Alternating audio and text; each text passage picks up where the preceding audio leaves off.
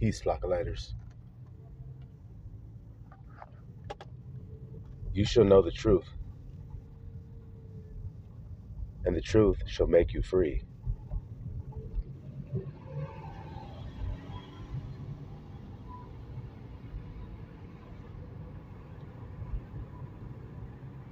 You shall know the truth, and it's the truth that shall make you free. What is this truth? The truth is everything that you experience comes from within you.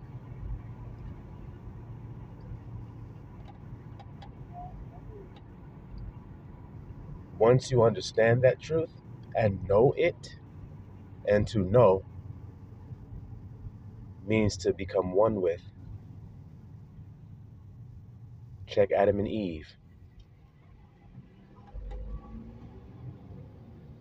He knew his wife.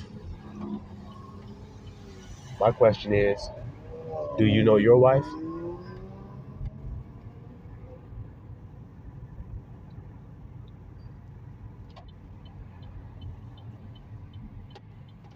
Because once you do, then you're free from all the other lies.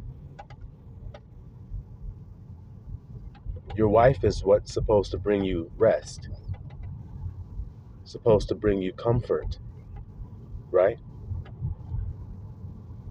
Well, so it is with the truth. When you have anything that's true for you, you rest from searching, from hunting, from chasing, from wanting, from lacking. Now, I don't know about you guys, but I would say all of those things that I just mentioned, the lacking, the wanting, the chasing, the hunting, the looking, doesn't that make you tired eventually?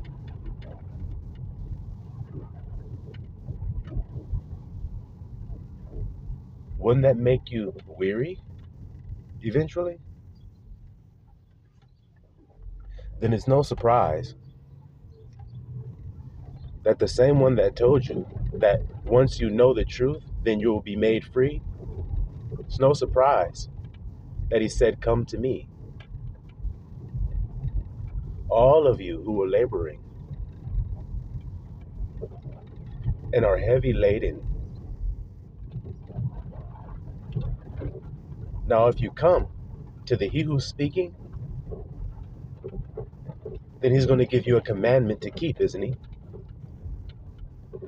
And what is that commandment that he's going to give you to keep? To love. You see it, little flock?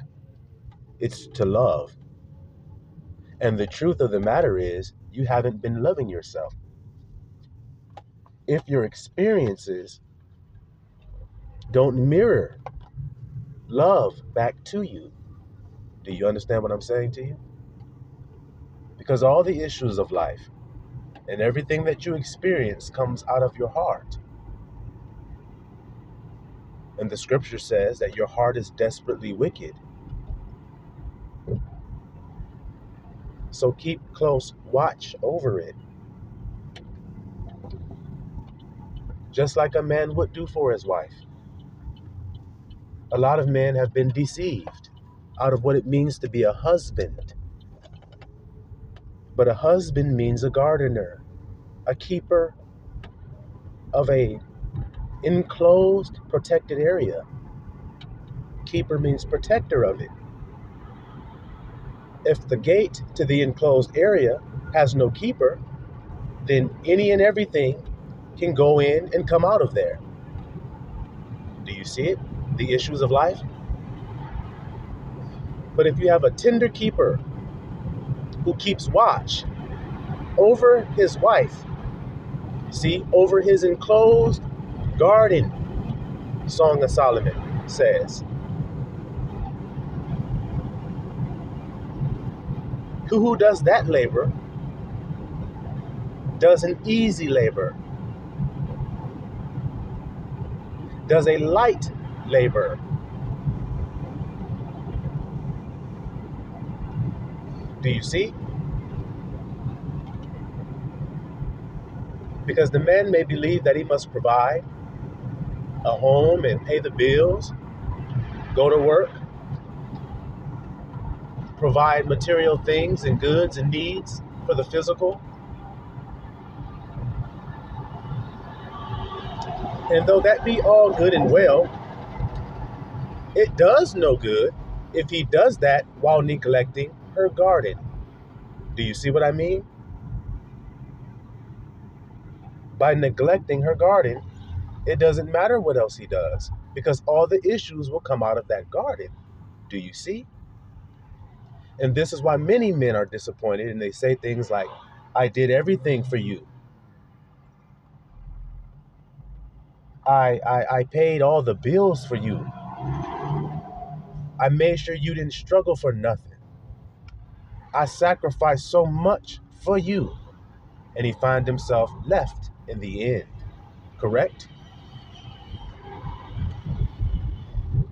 Because as I've already stated, he neglected to be a tender keeper of the enclosed space. Why is it enclosed? Because it is within.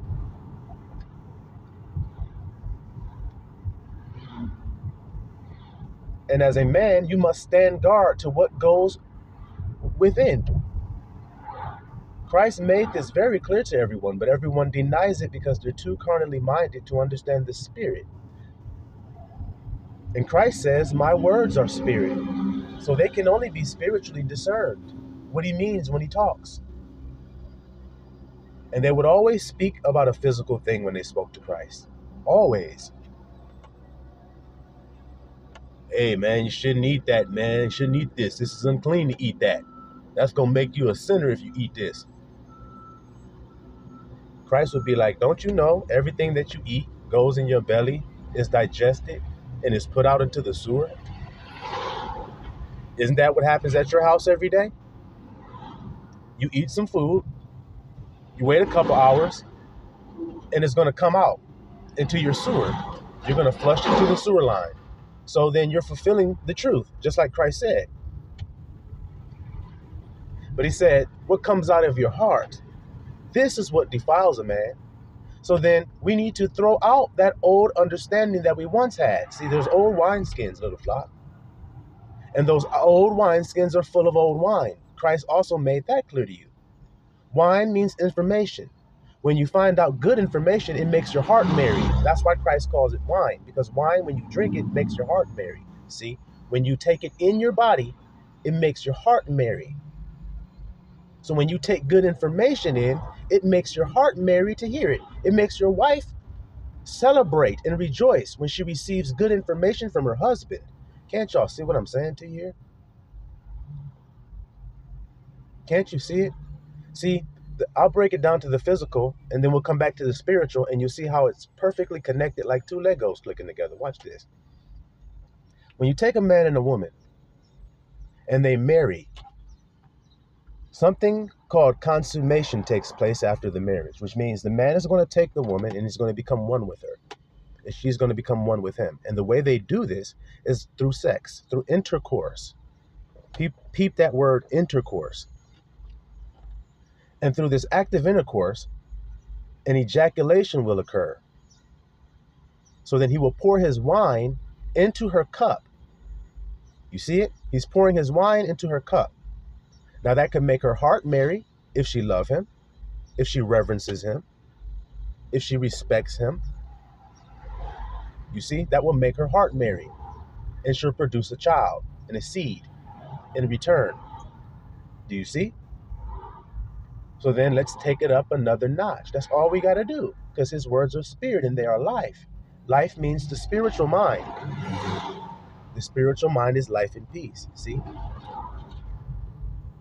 So then let's talk about the word intercourse. When two people are talking to one another and one is teaching another, the one that's teaching is pouring the wine into the one who's receiving the information.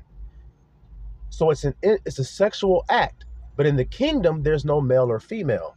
So when the word is part of the kingdom.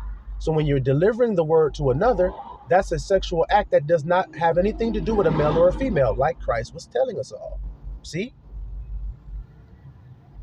Because that act is to show us everything physical is a temporary thing to show you an eternal spiritual thing. Do you see it? In other words, what's going on in your heart? Everything you physically see is to show you what's going on in your heart. The state of your heart. Otherwise, he would be lying if he had told you that all the issues of life come out of there. But that's what he said. So then that must be the truth that makes us free. Now, why does it make us free? Because we've been in bondage to things like guilt. We've been in bondage to things like regret. We've also been in bondage to things like maliciousness, vindictiveness, blaming, variance, discord, disagreement. Now, what do I mean by in bondage to it? In bondage to it means you feel subject to it without any hope of salvation from it. In other words, you'll say the words, it just is what it is. No, it's not. It's not just is. It's coming from something. And when you're wise, you pay attention to it's coming from something, not what is the thing. You pay attention to where is it coming from. I can't stop the thing unless I stop the source of it. You cut off a snake head, that snake ain't gonna move no more. He ain't gonna bite nobody no more. He can't do nothing no more. You bind the strong man of the house, you can spoil the house then. You see what I'm saying to you, little flock? So all of those things that people have been in bondage to, that they feel they're subject to. For instance, they may have aught with a brother. They may have disagreement or not getting along with a brother. They feel like it just is that then. That's just the way it is. No, it's the way your heart is. It's not the way it is, it's the way your heart is. Now, my question to you is, do you have a choice? And can you change what your heart is saying? That's my question. I didn't ask you, is it hard to?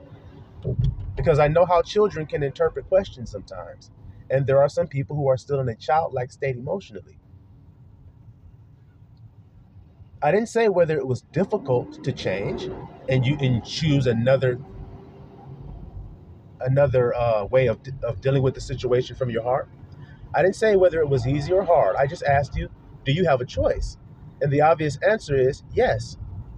My question to you is, why don't you choose the contrary? If you've been harboring negative feelings towards someone in your heart, why don't you, right this moment, choose to harbor wonderful thoughts about them in your heart? What stops you from doing that? Now, when you see that you have that in your heart towards people and have had it before, then my question becomes, when can you ever blame someone else for how they've treated someone? When you know in your heart you have treated people terribly. You have thought evil. People have wished people would die, and they didn't kill them, so they thought they were still righteous. But in their heart, they wished they would die. People have envied one another, but they hide it under a veneer, and they think I'm still righteous because I've patted my friend on the back because of his success. And I smiled with him and took pictures with him at his party. But in his heart, he was envious of it all. So you're not free. You're not righteous. But look how you blame. Look how you judge. You see? And you'll find the most judgmental people are this way. They cannot see themselves. The most judgmental people cannot see their own wickedness. How did Christ say it? They have a beam. See, when you're looking at a speck, critiquing that, it's pretty ironic that you have a beam, guys. You have a big thing in your eye, but you're pointing at something that's little in someone else's eye. So you see what I mean about the most judgmental type of people? The most judgmental people look at a speck, don't they? People that are not judgmental don't pay attention to even the beam, let alone a speck. But the most judgmental, they can't help but point out a speck in another person because they refuse to see the beam in themselves.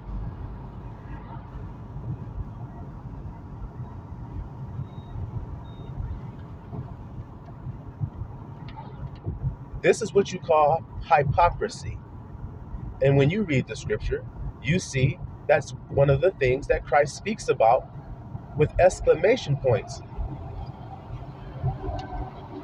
There's many things Christ spoke about, and there are no exclamation points associated with those sentences. But then when he starts to talk about hypocrites, look what you see at the end of those sentences. And there's a reason for that. Because wrong judgment kills. The Son of Man come to save life. So if wrong judgment comes from hypocrisy, remember what he said, little flock, beware of the leaven of the Pharisees. You see what I mean about being carnally minded versus spiritually? A spiritually minded man knows what eating means. In other words, he knows what taking something in means. Do you see what I'm saying to you, little flock? He knows what it means.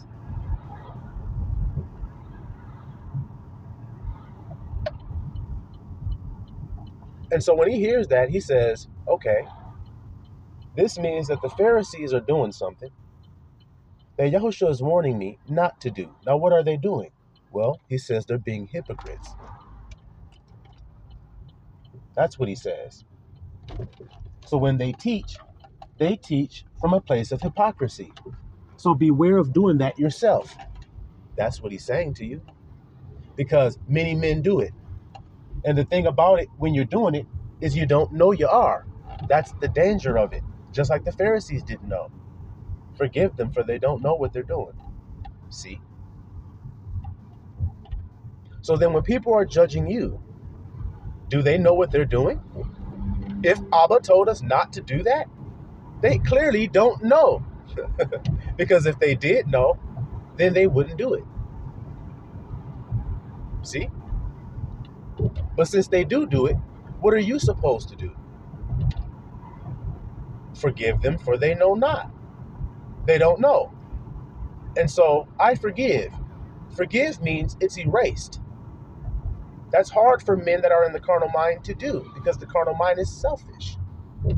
The spiritual mind is not. These are two manner of men. These are two different nations. Y'all hear what I'm saying today, little flock? Two manner of people. Two different kinds. You see? And what are these two different kinds? The spiritual and the carnal, just as I've said. They don't handle the situations the same. They don't seek for things the same way either. You have to decide. In other words, not decide, you have to submit to who you actually are. If you're a carnal man, then you will mind carnal things. In other words, you will receive into you carnal things. But if you're a spiritual man, then you will mind the spiritual things. So when you hear, beware the leaven of the Pharisees, you're going to think he's talking about bread. If you're carnal. Just like if he says you must be born again, you're going to think he means go back in your mother's womb again. See how that goes? But he's not. And they ask, why do you speak in parables? And he told you why he spoke in parables. Because he's only sent to the spiritual minded. Isn't that the truth? The carnal mind is enmity with God. It is not subject to God, neither indeed can be. So do you think Yahushua was sent to the carnally minded? They are not subject to God, and they neither indeed can be subject to God. That means that they cannot be subject. So you think Yahushua sent to them? Or is he sent to the lost sheep of the spiritual mind, the ones that are spiritual that have been lost in the carnal? And lost in the carnal looking for what? Looking for love. That's what they've been looking for in the carnal world, love. It is not going to be found there. The kingdom of heaven is within you. It's about where you come from. You either come from above or you come from beneath. This ain't nothing personal. You either come from above or you come from beneath. If you come from above, then you're going to return to above. If you come from beneath, you're going to return to beneath. In other words, if you're carnally minded, one of those ones who is not subject and neither indeed can be subject to God, if you're one of those ones, then you're going to return to the ground and the dust from whence you came. But if you're spiritual, then you're going to return to the Father from whence you came, which is that breath that he breathed, which is the Spirit, like I've said to you. So when you understand this, then you will be saying the same words that Christ says. When he says, my kingdom is not of this world. I am not of this world. This world is about faking it. This world is about illusion. This world is about persona. This world is about making a character. This world is about wearing a mask. If you're a real one, you are not of this world. You neither indeed can be a part of this world. Same goes for you. You are not subject to this world and neither indeed can be. You're just as rebellious to this world as they are rebellious to your world. And this is why light and darkness do not mix and cannot commingle, as it is written. What concord? What concord? That's the question. Have light with darkness. Have those who come from above with those who are from beneath. What concord do they have? You'll find in order for you to have concord with those that are from beneath, you must partake in perpetual temporary satisfaction until you end up dead. That's what you'll find. An endless search for an unattainable feeling. That's the only thing that everyone in this world is focused on. Their minds are on it and their hands are on it, which is to acquire and get. I want to get some more, I want to get some more, and I want to get some more so that I can fulfill a feeling. Well, you can't fulfill a bottomless pit, can you?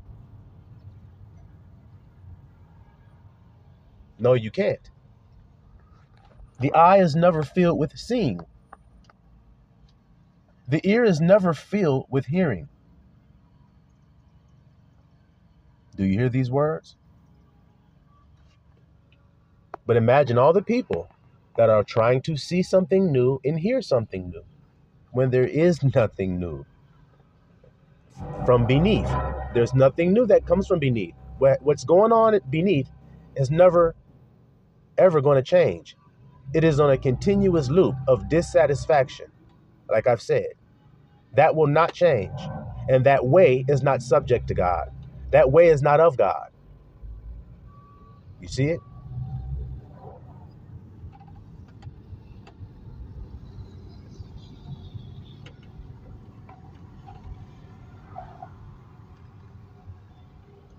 So back to this truth making you free.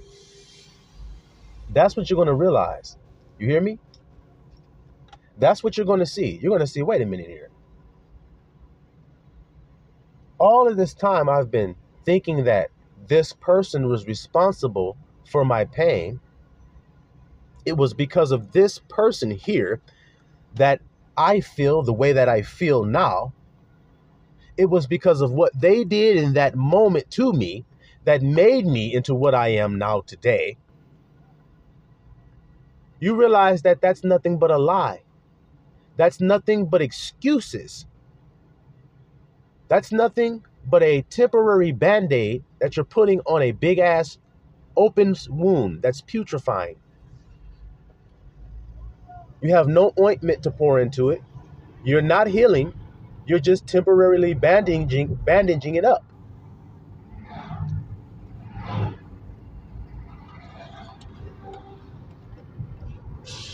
You realize the truth that blaming someone else doesn't benefit me. It doesn't heal me. So if I need healing, why would I do something that doesn't heal me? If that's what I need. Isn't it simple?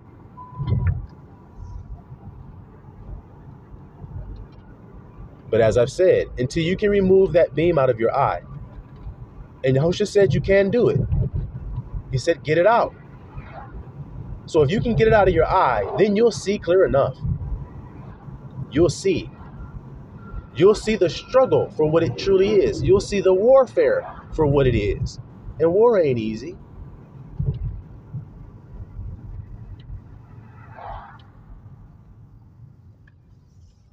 War ain't smooth.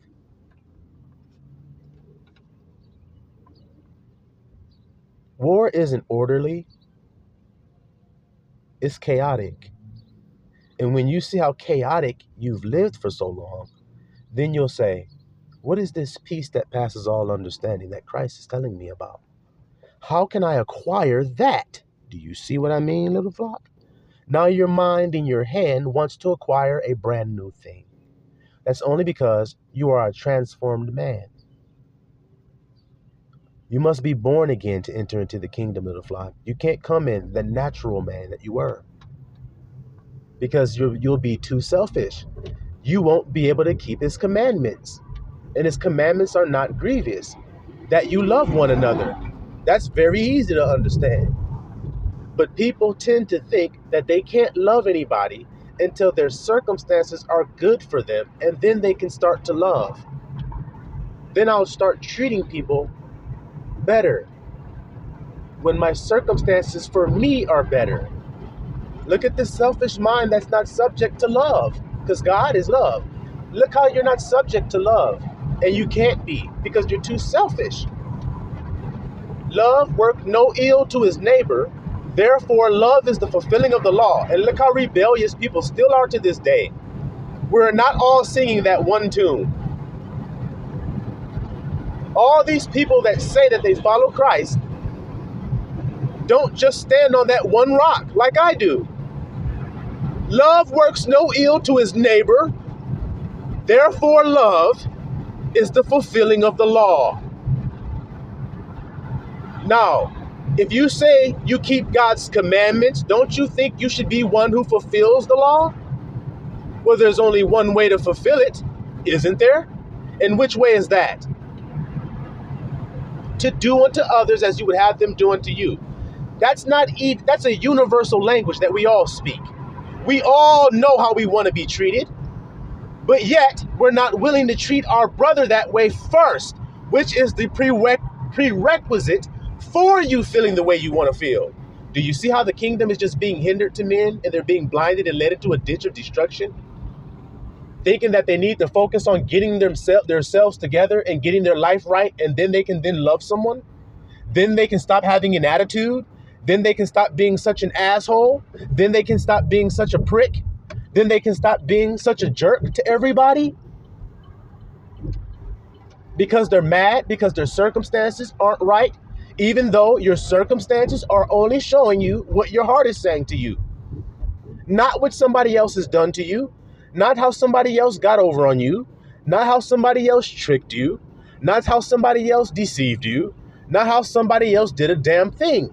It's how your heart decides to speak about you. Well, I think I'm poor. So then, therefore, you're going to experience that. And then you're going to blame circumstances for that. You're going to blame society for that. You're going to blame somebody else for that because you can't see the beam that you have in your eye, which is, I am poor.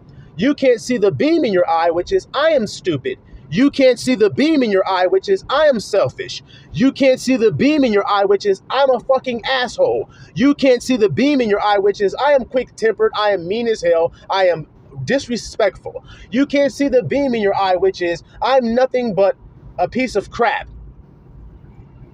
These are thoughts you think in your own heart about you, and you expect your circumstances to show you a world that's good for you? Don't be deceived today. Don't deceive yourself. Accept the truth of the matter. That if you change your heart, maybe your circumstances will change. Ain't no maybe. If you change your heart, then your circumstances have no choice. Everything is a husband and a wife relationship. The husband and the wife is a mystery. I'm quoting scripture. It is a mystery concerning Christ and the church.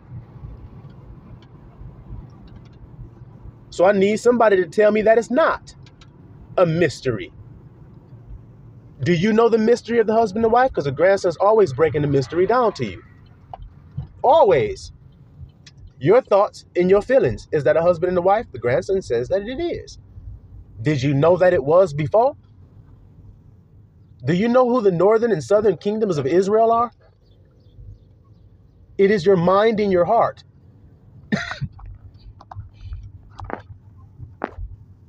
As long as they're separated, they're not unified in harmony.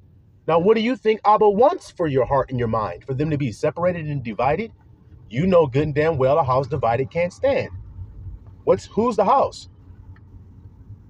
You? Maybe it's just you. Maybe ye are the temple of God. Maybe that's what the scripture says. Ain't no maybe. Like I said, it do. Verily, verily, I say unto you, ye are the temple of God, and the Spirit dwelleth in you. When he breathed that breath, where do you think it went? Into Adam's nostrils and then out his ass? And he farted? Thanks, Abba. Is that what y'all think? Or did it go in, stay in, until it returned? What you think? What did David pray? A man that knows that he's loved by God, what does he pray? Take not your spirit from me. So then where was the spirit at? Where is it at? In your possession.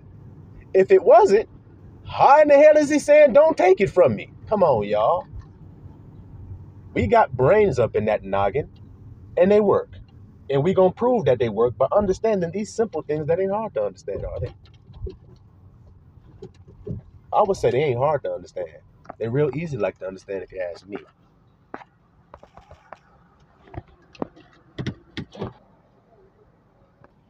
So real quick, little flock, I want y'all to think back to Christ in that garden. And what I said earlier about being a husbandman. And how Christ often resorted to a garden, to a peaceful, calm place.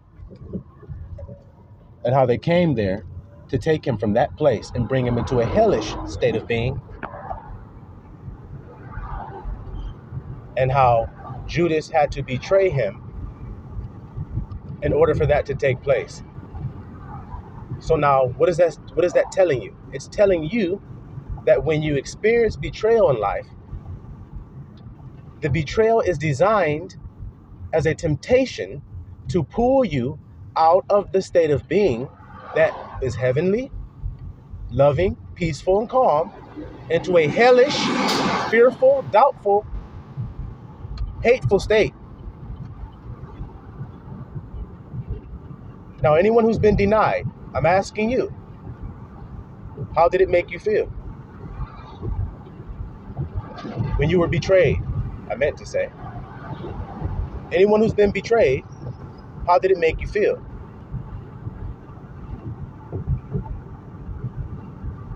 Now, did Christ know that this was going to happen before it happened? Yes. So then wouldn't it be wise for you to know how to handle it before it happens? So that you're not brought from that state of being of peace, calm, heavenly, loving?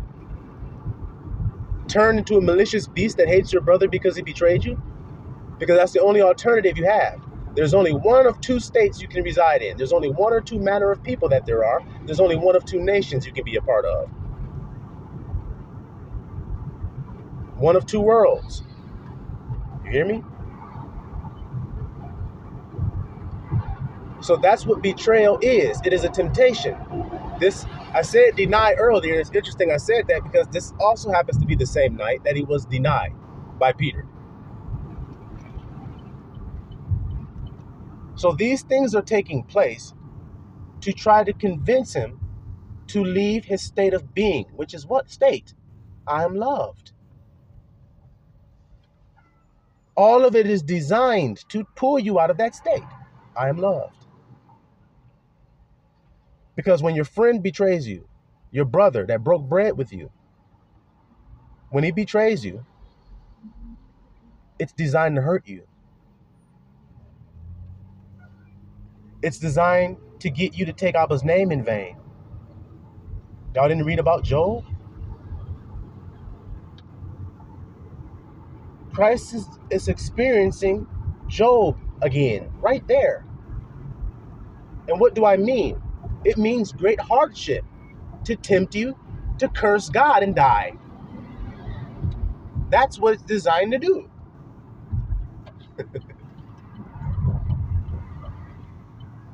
But Job did no sin. So then what does it say about Yahusha? He did no sin. Neither was there guile found in his mouth.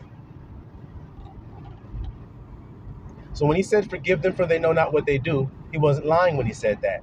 A lot of people say, I forgive you, and they lie.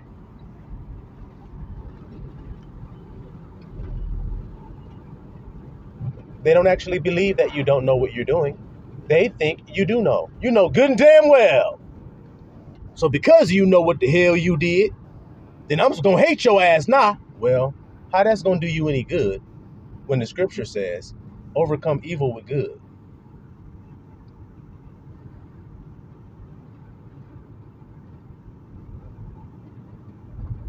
Like Christ said.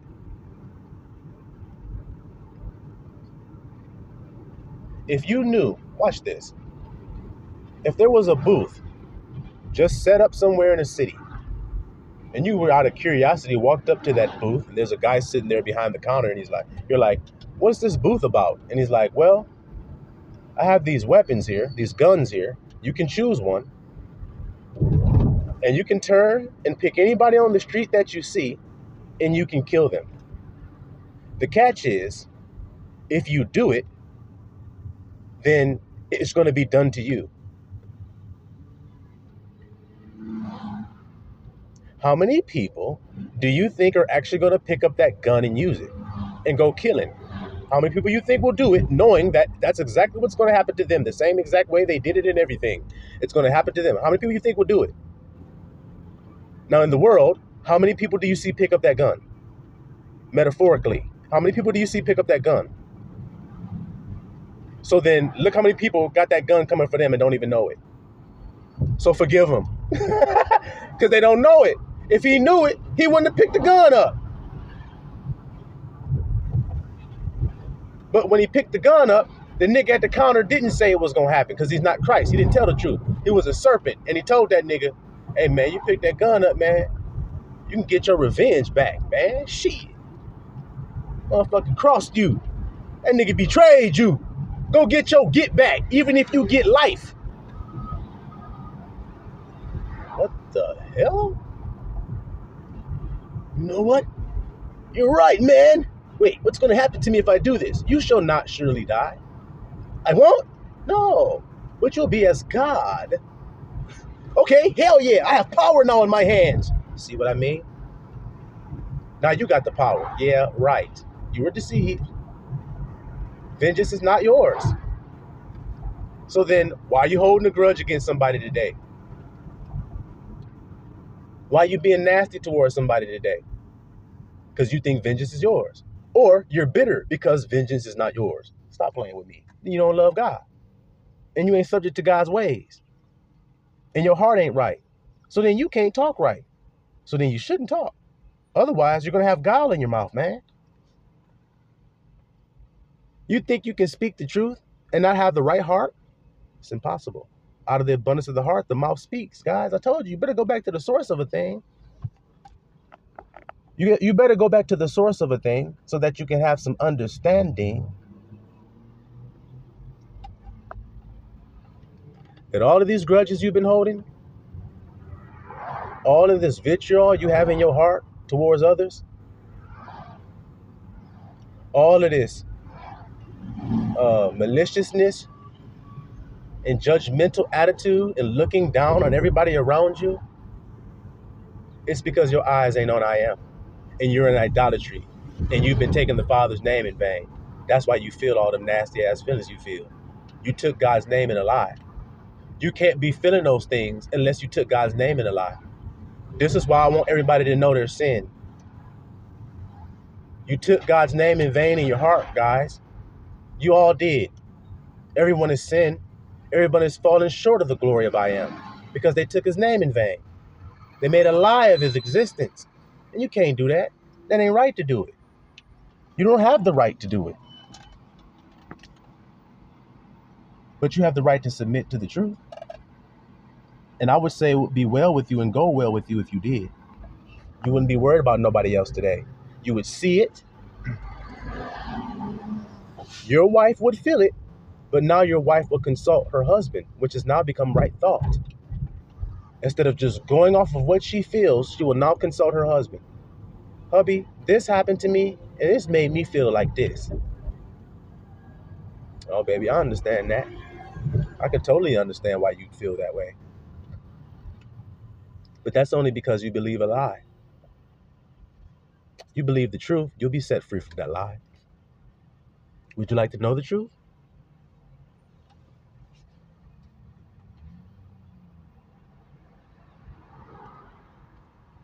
Would you like to know it?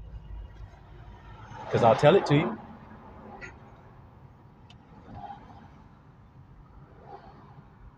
If you're not doing that, then you're not prepared to speak because you haven't received the correct thoughts yet in your heart, which can only come from above. So then where must your eye be when the temptation comes? What would it say about Christ in the scripture? He lifted up his eyes. I've told you guys about the body. I told you guys about where we're traveling. And I told you guys about where we currently are and where the last stop is. And I would have you know that that last stop is a humble standing before with your eyes gazing upon the Father, with your arms lifted in exaltation. That's the finality of this trip. Your arms raised in praise, with your eyes steadfast upon the Father, rejoicing and praising in the highest degree. That's the final destination. But many cannot overcome the heart. They fall there. I shall lay in Zion a stone of stumbling. But that one who's not offended, he's blessed. But many will be offended by that stone, because it is indeed a rock of offense to many. And they trip and fall when they get there. And Christ told you the there and the location that it is and the timing in when it is. In other words, when it comes. When he said, this day you shall all be offended in me.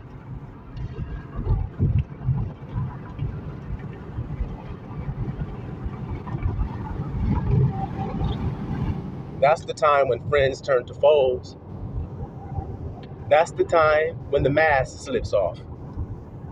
And the man you claimed to be, you found out that you weren't actually him. That's the time when you're tempted. That's the time of temptation that's going to try every man to see what he has made of the Father's name, what he has claimed of I am. And it will be shown, evident for everybody to see. And it won't be anybody's fault but your own. And you truly, indeed, will find that blaming was vanity. So you shouldn't have wasted another second doing it. That's what I say to you. And you should have took the time that you had to get the truth. and to be set free from all of those bondages that I've described to you all today. Now knowing how to exist, now knowing how to be in every circumstance. It ain't personal. Who am I? It ain't personal. You ain't mad at me. You just trying to be, but you can't be. You understand that? When your heart is made right, how you think, how you feel now, you've got the right thoughts that Christ has. He told you they can't hate you. Now you believe that because your heart receives it. Okay, this person is giving me an illusion that they hate me right now, but they actually can't hate me. But now that I understand what's actually happening, I'm actually rejoicing because of it, because they would not feel this way about me had I denied Christ in my life. Christ means the truth of who you are. I told you this world rejects love. So if you accept love, which you must do in order to even say, I love myself, which is also what you must do in order to love another, then you understand the temptations. You understand where you're being pulled, where you're being enticed, because you understand where your home is. And now you know when you're not home.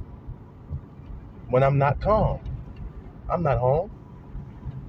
When I'm not peaceful, I'm not home. When I'm fearful, I'm not home. When I'm doubtful, I'm not home. Now let me stop blaming everybody else for me not being at home. Let me stop blaming everybody else for me not being at home. Y'all can't deny that y'all have all went astray from being at home. Correct? No one can deny this. Y'all all went astray from being at home. All like sheep have gone astray. So there ain't no need in trying to play. Y'all hear this message today, little flock? Speaking right now. No longer speaking wrong because of the wrong thoughts that we receive. It's about time that we receive the right thoughts totally. I forgive you. I ain't even mad at you. I'm going to go ahead on and separate and go my own way until you acknowledge what you're going through. Because that's the way of the Father. Not trying to force somebody, not trying to strong arm somebody into righteousness, not trying to make them see what you see. Because there's a time in life where you just can't see it. Abba's going to reveal it, and you be patient and let patience have her perfect work. Because you can of yourself do nothing. And there are many people who believe that they are doing the saving. You ain't doing nothing because you can't. It is the Spirit, and the Spirit is a breeze. So you can't always move. Because when you sitting next down there at the park, and you got your blanket out, and you're like, I'm about to go sit in the sun, soak up some sun.